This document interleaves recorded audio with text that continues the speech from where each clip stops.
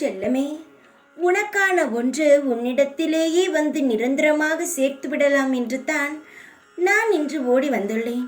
என்னுடைய தங்கமே, இன்றைய நாள் உனக்கு மிகவும் முக்கியமான நாளாக இருக்கும். யாரிடமிருந்து அழைப்பு வர வேண்டும், யாரை நீ சந்திக்க வேண்டும் என்று ஆசைப்பட்டாயோ அவரை நீ இன்று சந்திப்பாய். அந்த சந்தர்ப்பத்தை நான் உருவாக்கித்தான் தரப்போகிறேன். எத்தனை நாட்கள் தான் உன்னை பார்த்து ஓடி ஓடி ஒழிய முடியும்? யாராக இருந்தாலும் நேருக்கு நேராக பேசினால்தான் எவ்வளவு பெரிய சண்டையாக இருந்தாலும் முடிவுக்கு வரும். உன் மீதே தப்பு இருந்தாலும் சரி, உன் மீதே கோபம் இருந்தாலும் சரி, என் தங்கமே, விட்டு கொடுத்து போவதினால் எந்த ஒரு தவறும் இல்லை.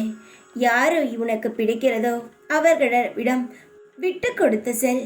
நிச்சயமாக உன் உறவானதோ உன்னை விட்டு எங்கும் பிரியாத.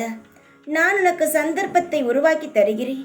உன் மனதில் இருக்கும் அனைத்தையும் போய் சொல்லி, உனக்கு எவ்வளவு அழுகை வருகிறதோ அழுது, எப்படி மன்னிப்பு கேட்க முடியுமோ கேட்டு சேர்ந்துவிட. வாழ்க்கையில் உண்மையான உறவு கிடைப்பது என்பது கடினம். ஆனால் அப்படி ஒரு உண்மையான உறவு கிடைத்த பிறகு துரோகம் என்று செய்வது மிகவும் தப்பானது. நீ எவ்வளவு தப்பு வேண்டுமானாலும் பண்ணியிருக்கலாம். உன்னுடைய துணையானது, உன்னுடைய உறவானது எவ்வளவு பெரிய துரோகம் வேண்டுமானாலும் செய்திருக்கலாம்.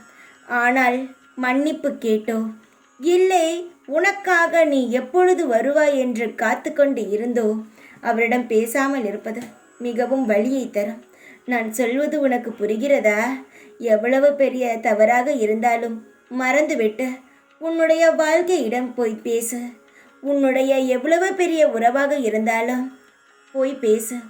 எல்லாவற்றையும் மறந்துவிட்டு புதிதாக உங்கள் உறவுகளை பேசுங்கள். காயங்களை மறந்து விடுங்கள்.